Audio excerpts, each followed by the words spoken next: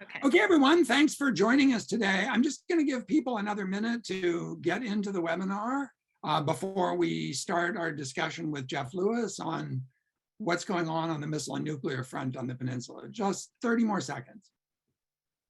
Okay, it looks like everyone's joined us. My name is Stephan Haggard. I direct the Korea Pacific program with Moon-Sub Lee, who is joining us. We also have several of our students who are the leadership of the Monum Korea group, Delaney Crabtree and Anthony Nguyen, who are going to be joining us as discussants if they see fit. I really want to give thanks to the Korea Foundation for supporting this webinar. They've been very generous in their support. And let me just tell you a few things that are coming up over the next several weeks and months. So if you'd like to join us, next week, Ko Yun-ju, who's the Director General of the North American Affairs Bureau at the Ministry of Foreign Affairs, is going to join us for a discussion of the alliance. And he obviously has quite extensive experience in navigating the difficult relationship between Seoul and Washington with respect to the nuclear issue and other things in the alliance. So that should be an interesting discussion.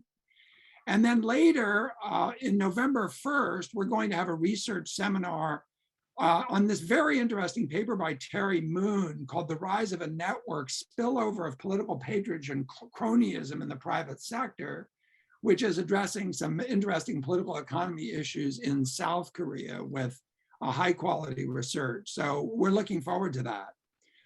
Today, I'm really pleased to have another command performance. Some of you may have seen Jeff Lewis on this show before. To me, he's the go-to person with respect to the missile program in particular, but obviously nuclear issues as well. He's a professor at the Middlebury Institute of International Studies at Monterey and the director of their East Asia Nonproliferation Program at the Center for Nonproliferation Studies.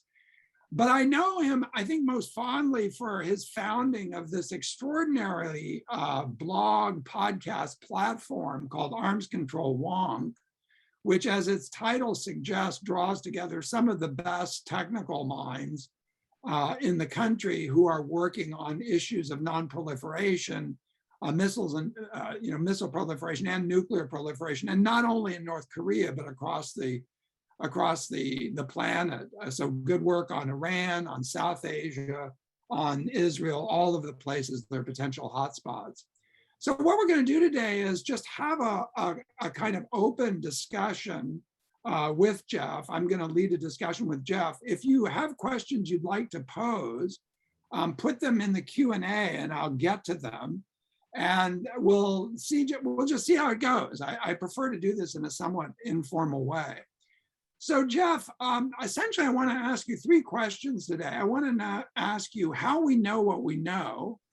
And then I want to talk about what we make of this most recent set of missile tests in 2021 and developments at Yongbyon.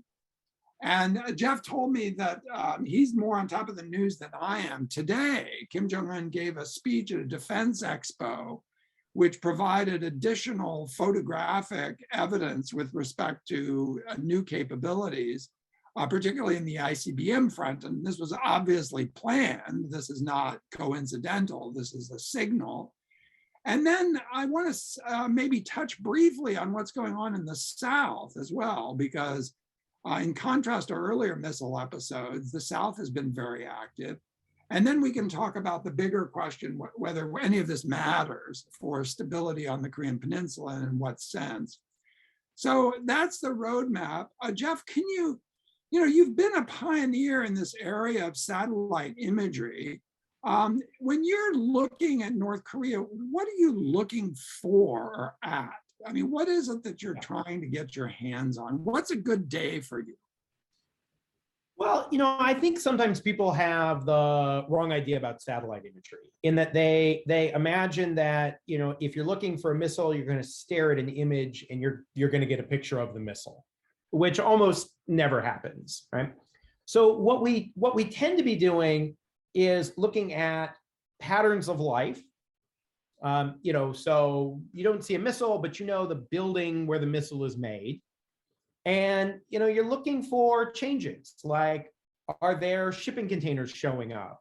Are they dumping sand outside of the front of the building? And a good day is when you see something that is so distinct that it tells you something about what's about to happen, right? And so the example that I always give is, you remember there was that big engine test stand that North Korea disassembled as part of Singapore, but then put back together as Hanoi was falling apart.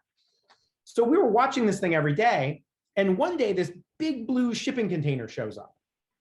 And for us, because we'd watched this facility day after day, year after year, we knew that the only reason shipping containers show up on facilities is engine tests. And so we were really excited because we're like, North Korea is going to do an engine test. That's going to break the commitment that he made at Singapore to Trump. And it was a great day because we actually got it on CNN before the North Koreans did the test. So from our perspective, we think this is the first time that a non-governmental group announced that a country was going to violate is too strong of a word because it was really just a personal commitment, but violate a non-proliferation agreement before they had a chance to do it.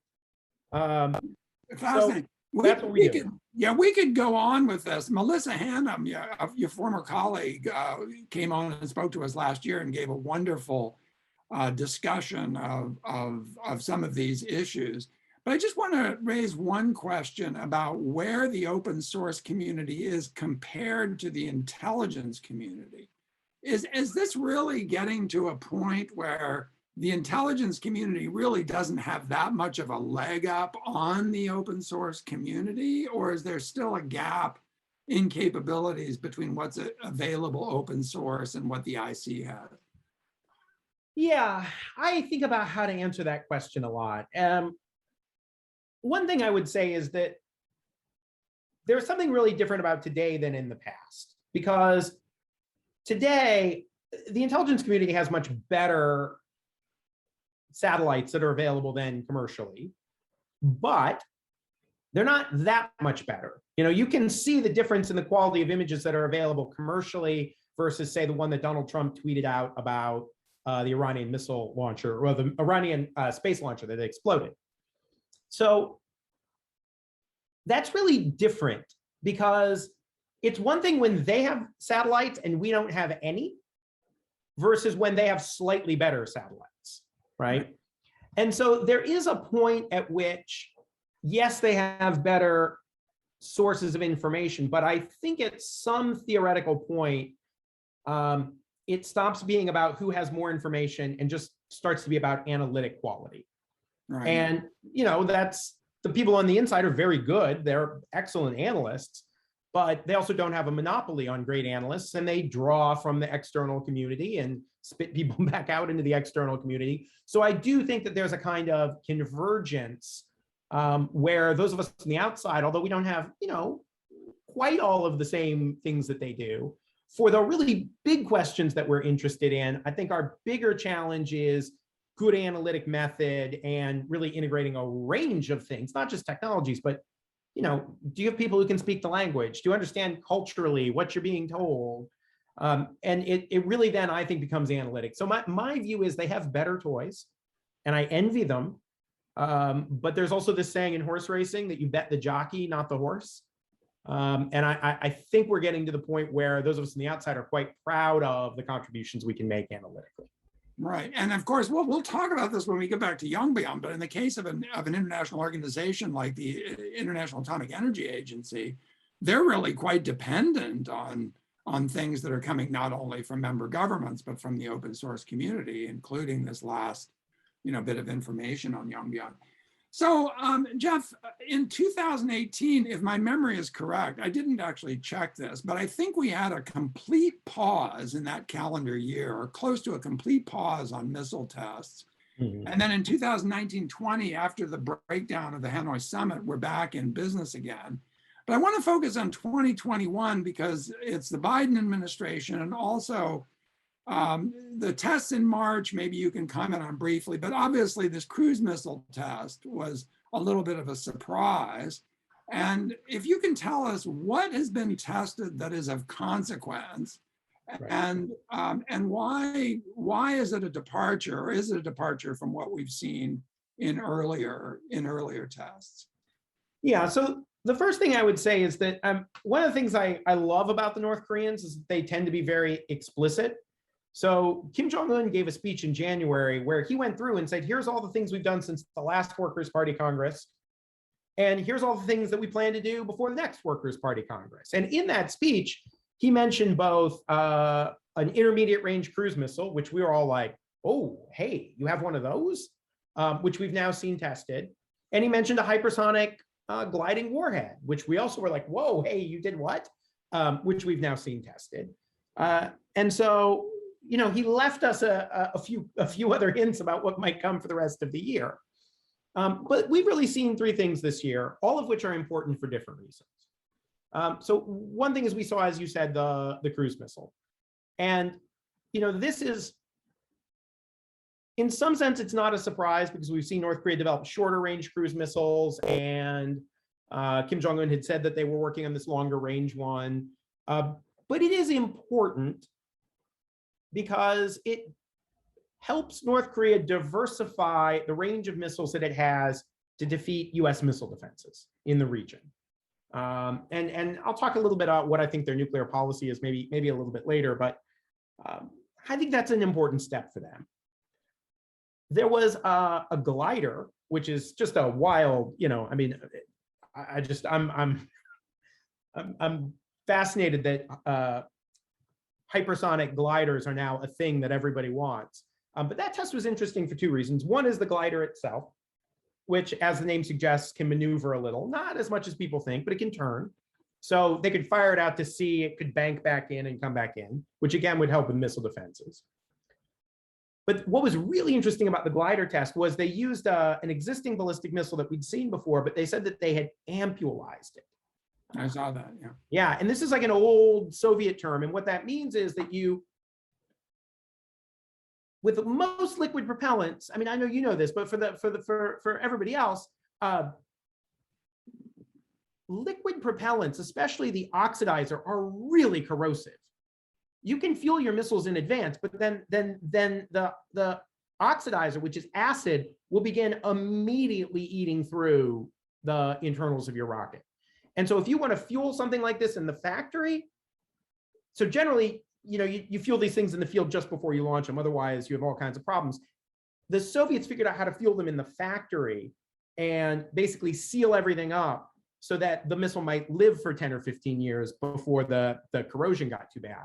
The North Koreans have said they've done that, right? And so what that means is all these liquid propellant missiles that we used to think they'd have to take out in the field, crank them up on end and fuel them, right, they could come pre-fueled from the factory, and that just makes it a lot quicker to launch, which is, you know, a big advantage if the US Air Force is trying to kill you. So in effect, from a strategic perspective, they become solid fueled rockets, even though they're... Yeah, that's right. They gain many of the advantages, maybe almost all. And then the last thing, which is just wild, and I get a lot of personal satisfaction over this one because this was one of those unsourced things that was floating out there, and I was like, no, that makes a lot of sense, is the North Koreans went ahead and launched a missile off a rail car. Right. And I think this is a really important thing, not so much, you know, being able to move missiles around on rail cars is a nice trick for them, but I think it points to the biggest problem they're having, which is they do try to make their own big trucks to carry around missiles, but those are tough to make, you know, and you got to make a really heavy duty chassis. That's like a really specialized kind of thing. And then you got to drive it on North Korean roads and drive it over North Korean bridges. And you got to have that thing make turns. That can be really, really tough. And so we've seen the North Koreans in the past years really move to these tracked vehicles, right? They look like tanks with missiles on them. Yeah. And that we all interpreted that as a sign they were having trouble with wheeled vehicles. And so the fact that they're now looking at rail cars, to me, suggests that they still are not able to make the kind of transporter vehicles that they would really like. So three very different tests, you know, but all of which I think share a common message, which you and I were talking about offline. Message is kind of a funny word, but a common purpose, which is that they're designed to make North Korea's arsenal more useful in the early days of a war. Yeah, and by that you mean specifically survivable, right? Yeah, survivable. Yeah, that's right. I was survivable, or in the case of the cruise missile and the glider, penetrating. Yeah. Right. So survivable if we're attacking them, but then also some ability to evade missile defenses. So just making them more, maybe credible is a better word than useful. Credible. Okay. Yeah. Well, those. Yeah. Actually, as I think about it, those are two different issues, aren't they? Survivability and credibility, because one has to do with the capacity. Yeah, you're right. But can we just pause for a second on the ballistic versus hypersonic glider versus cruise missile? Sure. I mean, cruise missiles are slower. Yeah. But they also fly at a lower trajectory. Yeah. And so I've never been able to completely understand, what is it that a cruise missile gets you that a ballistic missile doesn't, outside of maneuverability? I mean, is it easier to detect? Is it harder to detect? Is that an advantage? Yeah, so I would say a cruise missile is going to give you two advantages. One is because it flies low, if you have decent terrain maps, you should be able to fly close enough to the terrain that radar is going to have real trouble picking it up. Yeah. So, and if the radar can't see it, then a missile defense can't shoot it down. Right. And then because it's not traveling that fast and it's really flying, right? Like an airplane. In theory, you should be able to get higher levels of accuracy out of it. Okay. Whereas, ballistic missile that's screaming in at several kilometers a second, maybe you put little fins on the warhead and it can kind of, do a little of this, but it's really hard to course correct. I mean, you can do it, and it's something the US is spending a lot of money to do, and so are other countries. But a cruise missile is kind of it's slow, and that's a problem, but it's fairly stealthy and can achieve fairly high accuracy with relatively simple technology. Okay, now the other question I wanted to ask, and again, I actually don't know the answer to this, is not a rhetorical question from my knowledge perspective, is are the North Koreans going to try to, or could they mount a nuclear warhead on a cruise missile of that size? I mean, should this be seen as almost like a tactical nuclear weapon in the making, or is this really a conventional weapon? I would say they could put a nuclear weapon on it. I mean, one of the funny things is that nuclear weapons explode with a lot more power, but they tend to be lighter than conventional payloads because you want to get 500 or even 1,000 kilograms of explosive to really be able to do some damage. And a typical early generation nuclear weapon is going to be less than that. So I would think that it would be perfectly plausible that they could put a nuclear weapon on this. I mean, we are seeing this bizarre thing with the South Koreans and the North Koreans each pursuing these extremely large conventional payloads. Mm-hmm. So the South Koreans did the 2-ton test, and the North Koreans did the 2.5-ton test, and now the South Koreans are talking about 6 or 7 tons. But nuclear weapons tend to be really light. So if you were to look at the range of U.S. cruise missiles, the stated range for conventionally armed ones is always lower than the stated range for the nuclear armed ones, because the U.S. nuclear weapons tend to be lighter than the conventional payloads. I didn't realize that. That's interesting. Yeah, it's a weird, it's one of those things that I knew on paper, but when I really thought about it, I was like, oh yeah, that's weird, right? Yeah. Let me go back to the 7th and 8th Party Congresses, because if I recall, it was in the 7th Party Congress where Kim Jong-un says something to the effect of, well, basically we've got the deterrent we need, or it sounded like that. Mm-hmm. And then you get to the 8th Party Congress in January of this year, and there's this list of weapons, which he says the North Koreans are now going to acquire. So there are two issues here, I guess. One is, what does that shopping list look like? But second, what do you think is going on strategically? Because it looked as if he was almost sending a signal in 2017 that we've got what we need. We feel like we have an adequate deterrent.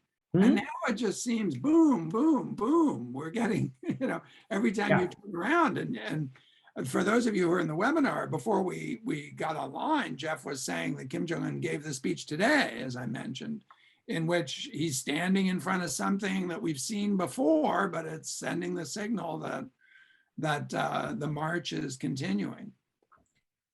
Yeah. So, I mean, after the 2017 ICBM test, he used the word complete. Yeah.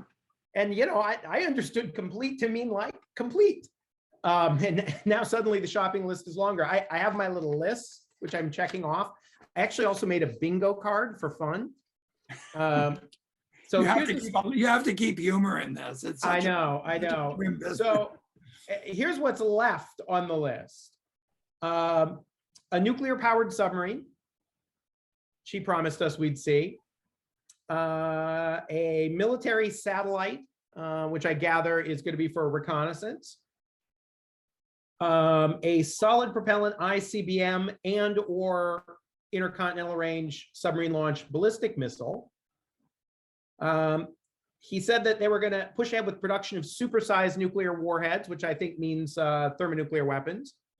And then the one that I think is most important that I want to talk about just for 1 second is developing a wide variety of tactical nuclear weapons. Yeah, no, that's the one that caught my attention too. Yeah, and I'll tell you what I think is happening.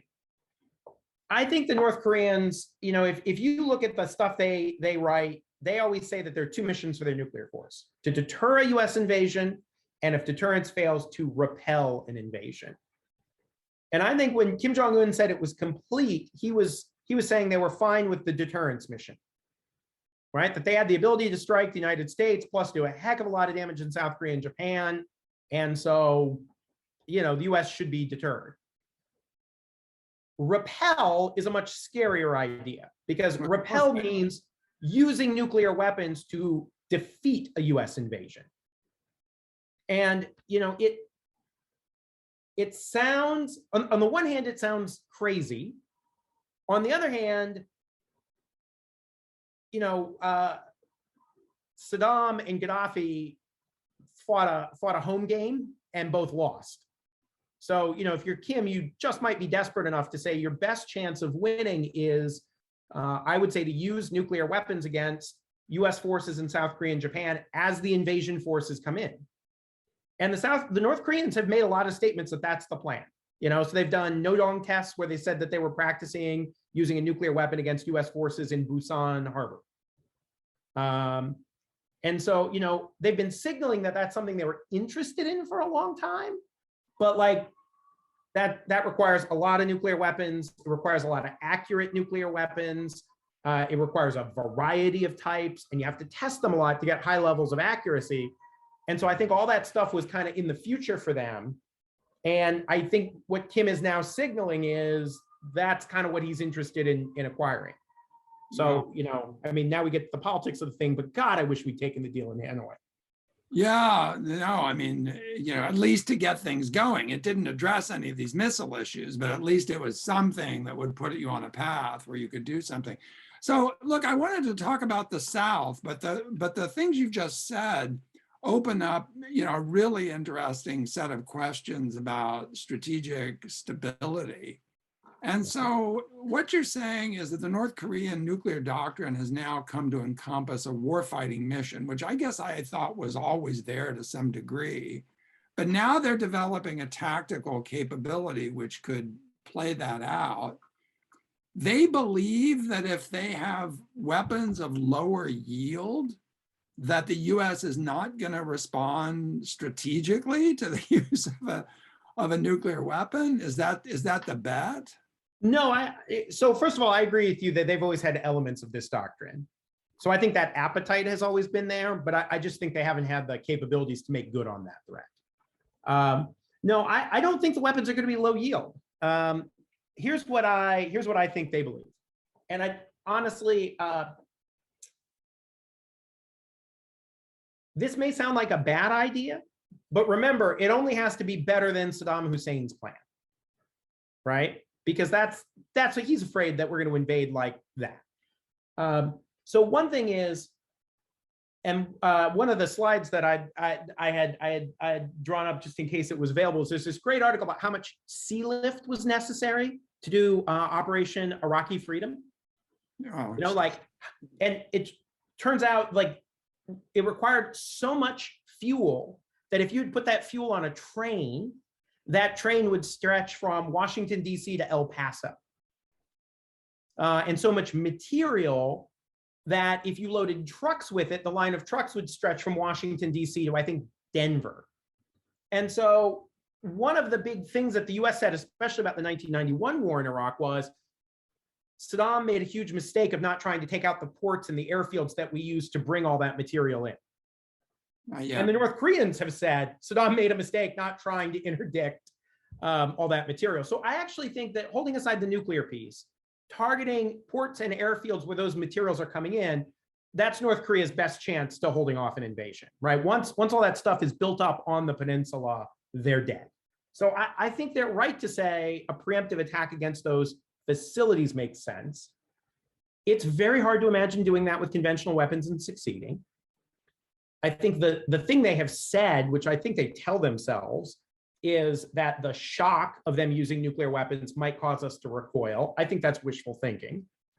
But what I think is more serious and is a really interesting question, if North Korea did that, and they hit US troops throughout South Korea and Japan, but did not strike the US homeland, I don't know, would we go for a second round? I mean, we'd be real angry. But we would have to sit and ask, if Seoul and Tokyo are in ashes, do we want to press on and run that risk for DC, New York, San Diego, Pearl Harbor? I think it's not a great. If I'm the North Koreans, I'm not looking at this like, yes, this is a great plan. But I think it's probably better than the plan that the Iraqis had, which was to hang out in Baghdad and hope we didn't roll in. Right, but and note though, Jeff, that the spirit of my question, had to do with this question of yields and going smaller, because under the scenario you just played out, it's not necessarily the case that Seoul and Tokyo are in ashes. I mean, the U.S. has moved a lot of stuff. I mean, Busan probably will take it on the nose. Yeah, okay. But you're right. I think a lot of stuff goes to, now that it's in Pyeongtaek. It's not, but I'm not sure that they're going to be all that low yield, to be honest. I mean, maybe not the thermonuclear weapons, but I mean, I think you're still looking at, Hiroshima-sized devices. Yeah, well, let's get back. I want to get back, obviously, to the strategic stability question. Yeah. Before we do that, can you just give us a little foray on the South? Yeah. Because, usually in these settings, the South is sort of sitting on its hands. And lo and behold, we have a center-left president, Moon Jae-in, who spent more on defense than his conservative predecessors. Yeah. And there's been a quite significant buildup. Now, some of that is tied to OPCON transfer and the objective of getting OPCON transfer materialized. But it seems like that's not the only story, or I'm curious to see what you think is going on there and whether these capabilities they add value? Are they worth the money? What is the South Korea? I mean, I have a really complicated feeling about those capabilities. So the one thing I would say is that, as academics, we don't distinguish between good guy missiles and bad guy missiles, right? We study them all. And so we spend a lot of time looking at South Korea's missile program, which is really quite substantial. So, South Korea has a series of very accurate, advanced, solid propellant ballistic missiles that can strike targets throughout North Korea. They have their own cruise missiles, which are quite accurate. My favorite South Korean trick is they used to fly it into targets shaped like the Kumsusan Palace in Pyongyang. The North Koreans would go crazy when they saw this. And the South Koreans, knowing that Americans didn't pick it up, would be like, what? I don't know why they're overreacting, Right. There was some great gaslighting. Right. Yeah. There's they just did a test of a submarine launched ballistic missile. It's the same missile that they launched from the land, but they've popped it up out of a submarine and launched it. And then there's an air-launched cruise missile. So, South Korea has a conventional triad of very accurate weapons. And so the question is like, are they good value or not, right? And it's interesting because I always get the same question from reporters in South Korea is, will this enhance deterrence? And I always say the same thing, which is these weapons are not about deterrence.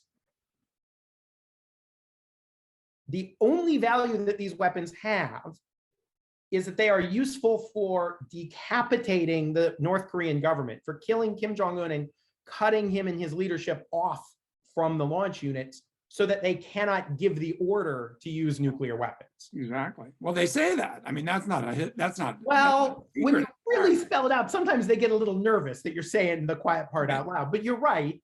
They do, right? And so if I'm right about the North Koreans, that the plan is to use a bunch of nuclear weapons first in order to interdict the invasion, and I'm also right about the South Koreans, which is the plan is to kill Kim Jong-un before he gets a chance to do that. And I think I've said this before, they both plan to go first, and one of them is wrong about that. Like, that is really dangerous, because I think in a crisis, and by the way, I say I have complex feelings, because if you're the South Koreans, this looks like the best of a bunch of bad options, just like I think the North Korean plan is the best of a bunch of bad options, but just added together, it's a doomsday machine. You know, and so each side is making the best choice out of a series of terrible strategic options. But when you add it together, each of them in a crisis, I think, is going to feel this real pressure not to wait too long. And, you know, yeah, well, this to me great. gets to the two big questions, the final questions I want to take up. And then please, if you have questions, put them in the chat, and Delaney and Anthony, you know, feel free to jump in, Munsa. But, you know, you've really painted a very alarming scenario here with respect to the stability of the peninsula. I'm fun at parties. No, but are you, you know, because I'm much more sanguine. Mm-hmm. You know, I much more believe that, you know, in the end, rationality is more likely to prevail. Both sides look at this and say, you know, invading North Korea is not a good idea. Invading South Korea is not a good idea. And all the testing has taken place in the North. There is not one person who has died as a result of those tests, and so on, right? And the North Koreans know that. I mean, this hasn't been costly signaling, you know? Right. So why is it that you think these developments do add to the prospect that something might go wrong? I mean, you're not alone, Jeff, by any means, but neither am I. I don't think. I think there's some people who say, look, you know, there's a lot of fire and fury going on here, but in the end, it's not clear that things have fundamentally shifted in any way. So I would say that if we are asking about tomorrow, I think you're right. You know, so if somebody said to me, hey, do you want to go live in Seoul for 6 months? I would say, yeah, I'd love to live in Seoul. It's one of the great cities in the world. And then if somebody turned around and said, well, aren't you worried about a war? I would say, you know, no, not really. So I think basically your outlook is right.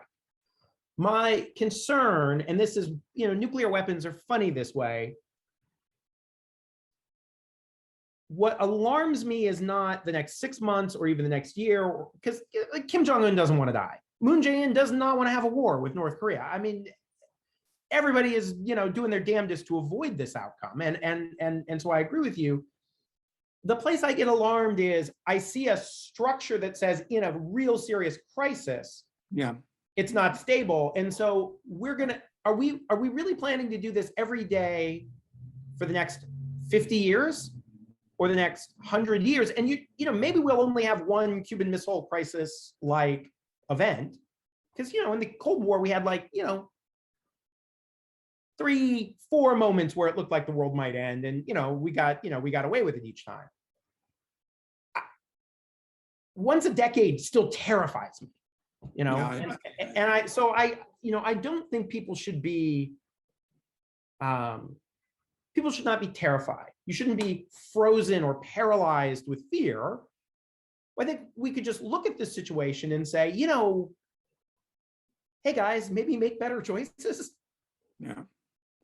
Well, that naturally leads to the last question, and I do hope that people pose in the Q&A. You know, I haven't seen anything here, Mem. I don't know if I'm missing anything. I should probably check. There's a question, which we'll get to in a second. But Jeff, I guess I'd be remiss not to ask the question about negotiations, and, you know, the question about whether anything can be done about this. some interpretations of these tests are the North Koreans are trying to get American attention. The North Koreans are trying to get American attention. Biden has said the right things. He says he's willing to negotiate anytime, any place, no preconditions. He's accepted that this is likely to be incremental. It's not going to be an Iran-style nuclear deal.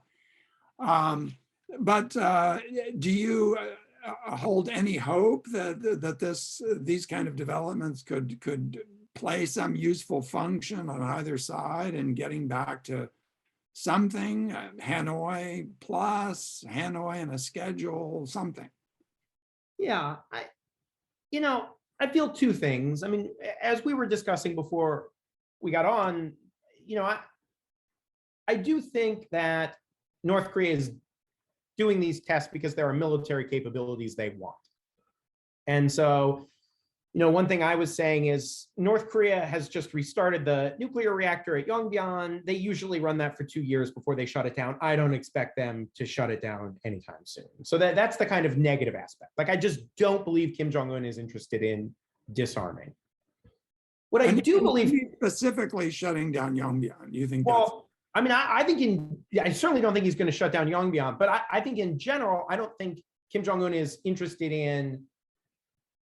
This isn't going to be that pessimistic, by the way, when I finish. I don't think he's interested in putting North Korean nuclear weapons on American airplanes, which fly them away. What I do think that he was offering at Hanoi, which I would have taken, right, is I think he looks at the experience of Israel and India and sees that these are countries that have nuclear weapons outside of the NPT. And the world has sort of adjusted in exchange for promises of good behavior, And so the extreme case we have with the Israelis is they pretend they don't have nuclear weapons, which is absurd. We all know they have nuclear weapons, but the deal is if you don't mention it, you get to keep them. And it's a crazy deal, but it's implausible deniability, but it works. With India, it's a little different. It's been different over time, but I think Kim Jong-un imagined a situation where he said, look, if they stop producing fissile material at Yongbyon, and close it up and you get a nice big news story about how great it is to close it up, if they shut down a bunch, by the way, there was another facility on the list, the letters revealed, Kim Jong-un had also offered the Nuclear Weapons Institute for shutdown, which would have been pretty cool, and shutting down the satellite launch facility at Sohae, and there are no more tests and there are no more parades. If those nuclear weapons sit on these missiles in bunkers somewhere and we never see them again and never hear about them again, I think Kim Jong-un was saying, doesn't that deserve some sanctions relief? And I think that would be a better situation than we have now. So I guess what that leads me to say is, if the South Korean and US governments are willing to be realistic about what's achievable, I think we can head off North Korea's development of this tactical nuclear weapons capability, which I consider really alarming and dangerous, and bring the temperature down. And so, if the answer is, look, okay, you get to have 12 ICBMs in a shelter somewhere, and if that makes you feel confident so that, you are like a relatively easy to get along with neighbor, I'm happy to agree to only condemn that every, year and a half at, some speech, and maybe we move on. Right. So I think that possibility is there. We just have to lower our expectations. Yeah. And I would just argue that that's hard to do when your adversary is testing. And so Absolutely. This is getting made easier. Delaney and Anthony, why don't you put up your hands if you feel like asking anything? I'm going to go to the Q&A and then I'll come back to you. There's an anonymous attendee who asks a really good and deep question, which just goes to the question of whether nuclear weapons are credible, and in what context. Says, if North Korea attacks South Korea and Japan, which are allies with the US, do you think the US would take the risk and attack North Korea? In other words, is the deterrent threat credible with nuclear weapons? And of what sort? Of course, we would have to imagine the circumstance in which such an attack would be coming from the North. And I think that would only come if they felt, they were about to be attacked themselves, right? That's right. But is this, are they credible? So I don't know. And the reason I say I don't know is, Fred Kaplan reported on this war game that the Obama administration did, which involved Russia. And in the war game, Russia used one nuclear weapon. And the US government played this war game twice. Once at the deputies level, so it was like the Deputy Secretary of State, the Deputy Secretary of Defense, and then once at the principals level.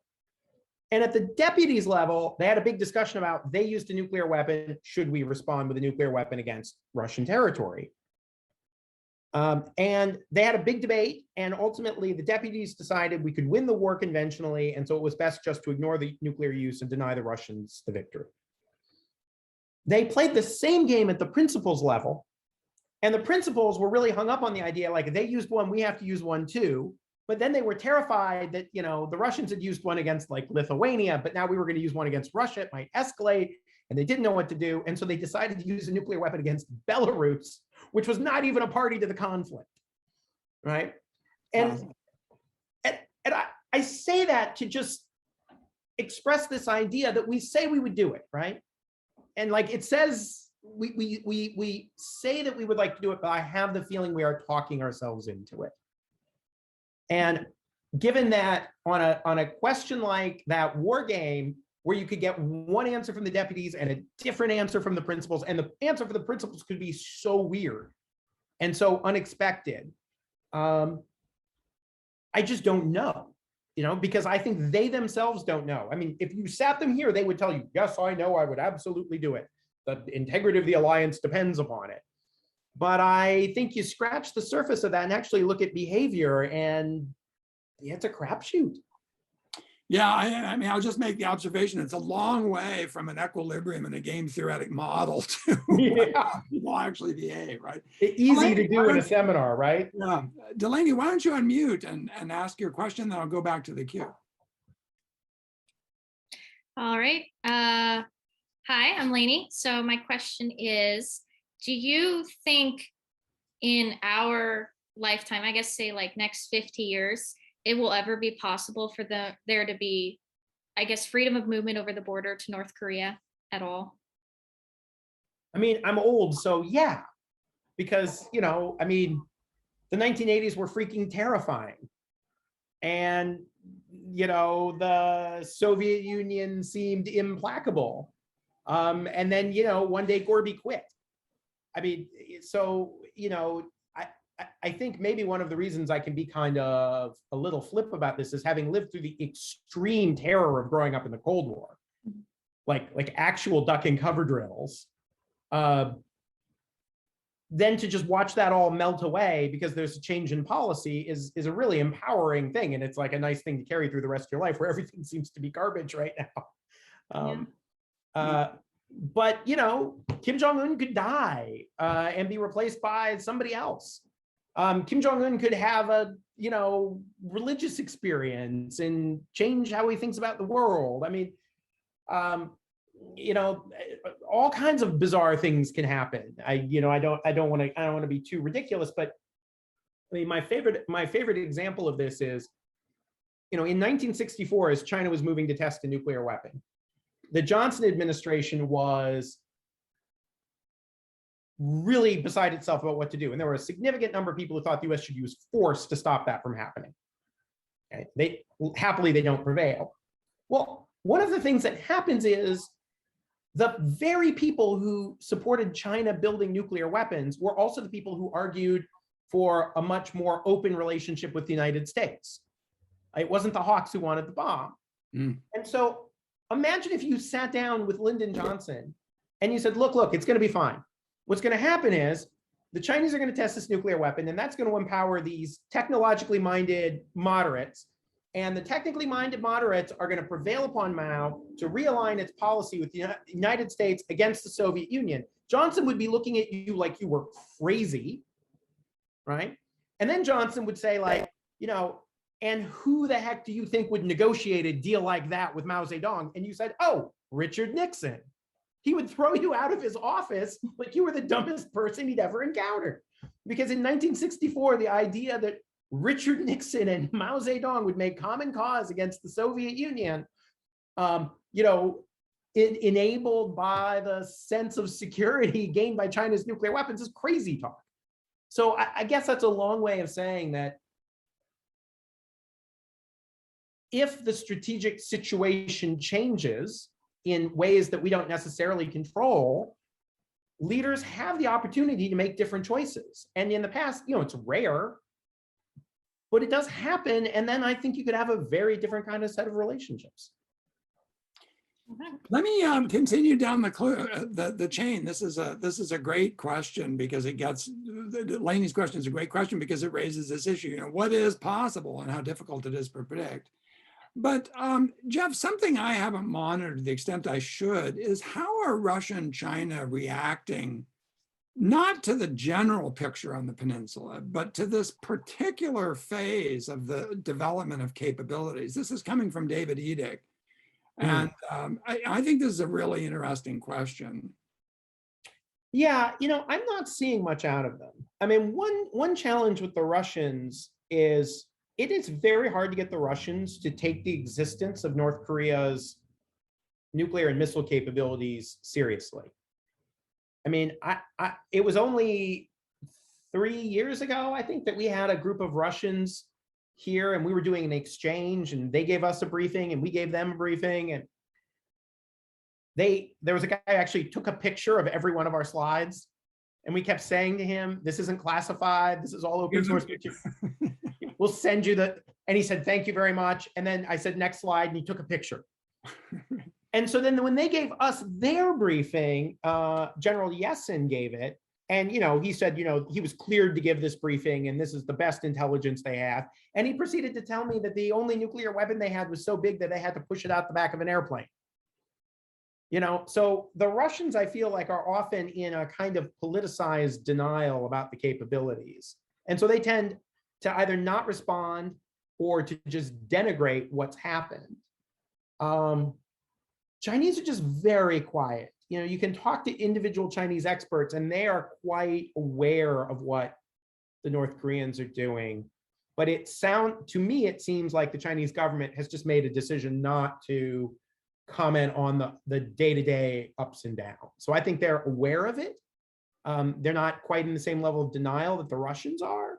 But I think they look at this as I know you said don't talk about I think they care about the general situation much more than they do the ups and downs of the particular technology. Right. This is a really interesting question from John Kim. We've got some great questions in the queue, and there are 2 more I want to get to as well. But the spirit of the question is basically, what about North Korean command and control? Yeah. What do we know about that? I mean, that to me is a potential source of vulnerability for sure.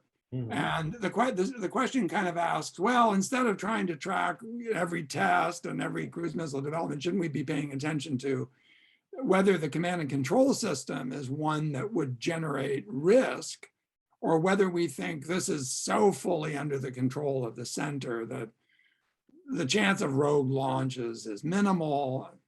I mean, I'm thinking old word permissive action links is coming back to yeah. Things that are buried in the back of my mind. How is this done on the North Korean side? Do we know?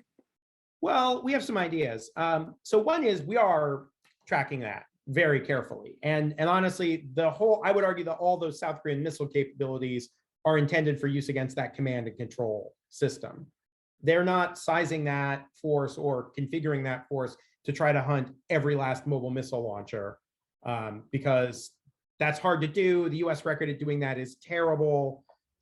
You're way better off to try to cut off. Expensive, right? Yeah, you're way better off to try to, what I say is decapitate the leadership. So I wrote this novel about a nuclear war with North Korea called The 2020 Commission, and I was generally refraining from flogging it, but command and control issues are the central aspect of it, right? So we don't know a ton, and I'll just tell you what we know and why it alarms the crap out of us. So there is a large command and control facility south of Pyongyang, which is the one target in North Korea that is buried so deeply it would require a nuclear weapon to dig it out. And so that facility has obviously gotten quite a lot of attention. But there are, North Korea has this cell phone network. And it has 3 channels, one of which is an encrypted leadership channel. And there was a report a few years ago about Huawei helping North Korea upgrade its encryption. And I think I was the only person in America who said, good, right? Like I am a nuclear person. I suspect they use this cell phone for senior level communications involving nuclear weapons.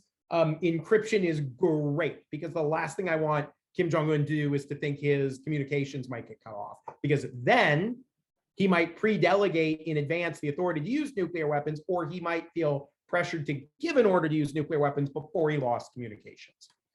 So one thing that came out is, because this cell phone network was created by this Egyptian company, we know a little bit about it because they would hire Egyptian personnel as managers. And so we know, for example, in 2012, when they were going to do the space launch,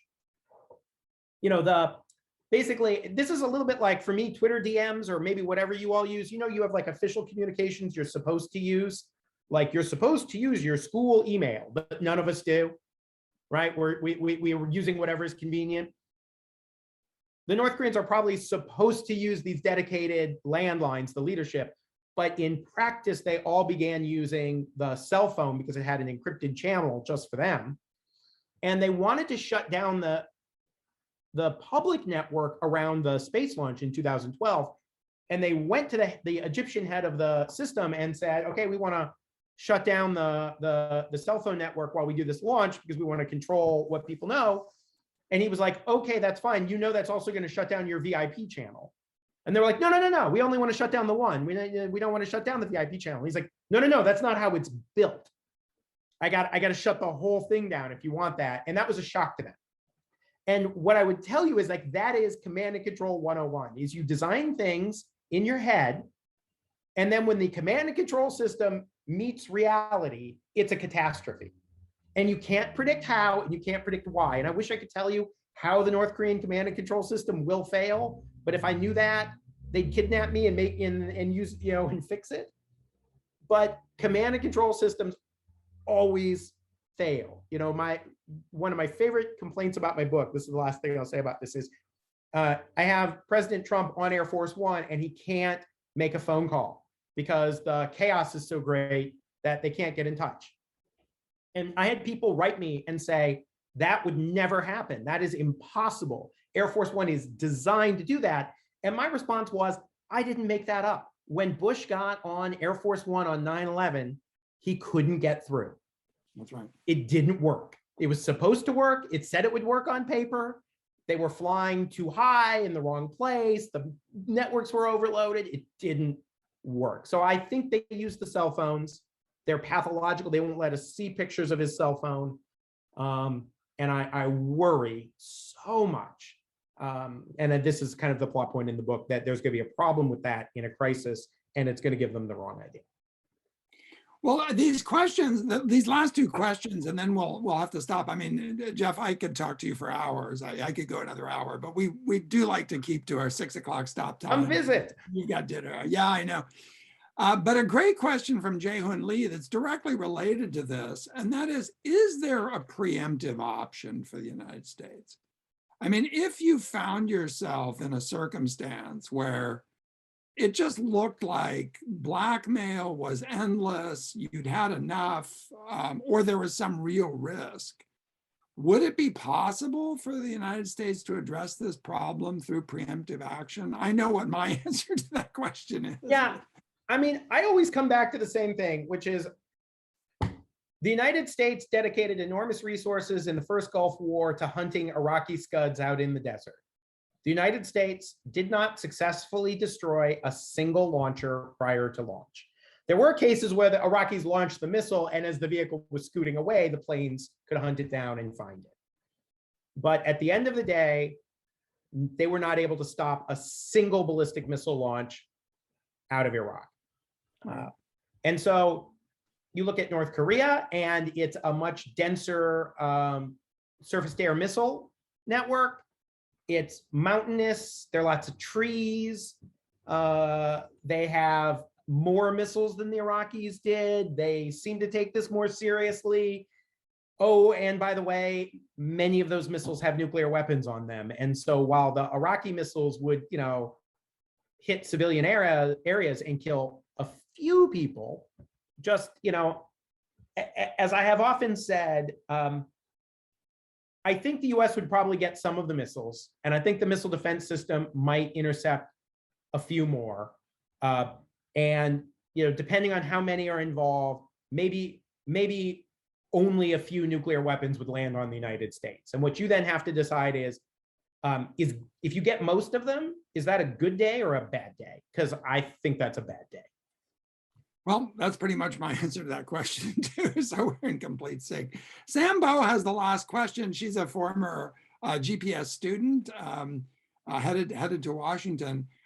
She makes reference to Kim Jong-un's speech and notes that the line that he took today vis-a-vis the South is a continuation of recent speeches suggesting heightened hostility towards the United States, but holding out olive branch-like things to the South. Our forces are not designed to attack the South. This is really about the US. Do you have anything to say about that triangle, this new reaching out to the South, maybe influencing the election, lots of possibilities there? Yeah, I mean, I think they try it from time to time. I remember other periods where North Korea would say, our nuclear weapons are not intended to be used against the South Koreans. And parents, they're intended to be used against US forces in South Korea. But I think the answer is the North Koreans aren't stupid. I do think the North Koreans want to bring the temperature down. I don't think that these capabilities are because North Korea thinks it's going to take over South Korea or because it has these grand desires. I think the North Koreans are afraid of getting invaded and want a deterrent. And they're willing to use force diplomatically, but they're also willing to use restraint diplomatically. And the reality is, the fact that Moon Jae-in is going to make one more shot at a peace deal is like the worst kept secret in the world, right? I mean, he really wants that. And I think that on the one hand, while the North Koreans are committed to this period of building, I think that they're going to try to leave a little space for diplomacy because they're basically rational. And, before they tell Moon Jae-in to blow off, I think they want to go see what's on offer. So it doesn't surprise me that they're doing this. Jeff, as always, it's just a tremendous pleasure to talk to you. I learned so much. Your insight, your knowledge of these issues is extraordinarily deep. For those of you who sat in on this, please tell your friends if you think they might be interested, because we'll be posting this conversation and on our website so that it can be seen on our YouTube channel. And Jeff, if something else blows up and the nuclear tests stop, the nuclear test moratorium stops, or the ICBM moratorium stops, I suspect we'll want to have you back. I'm always happy to do it. Thanks very much for joining us. And thanks to all of you who joined us today on the webinar. We'll see you next time.